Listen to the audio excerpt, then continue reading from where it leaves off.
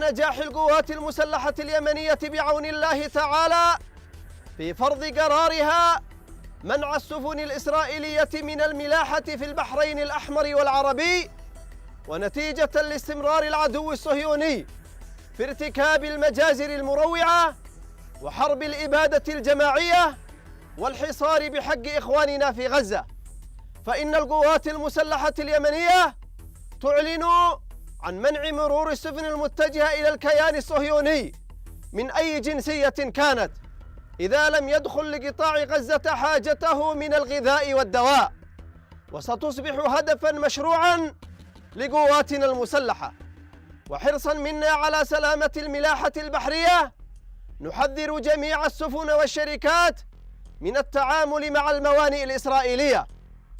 تؤكد القوات المسلحة اليمنية حرصها الكامل على استمرار حركة التجارة العالمية عبر البحرين الأحمر والعربي لكافة السفن ولكافة الدول عدا السفن المرتبطة بالإسرائيلي أو التي سوف تقوم بنقل بضائع إلى الموانئ الإسرائيلية. سوف تقوم القوات المسلحة اليمنية بتطبيق هذا القرار من لحظة إعلان هذا البيان.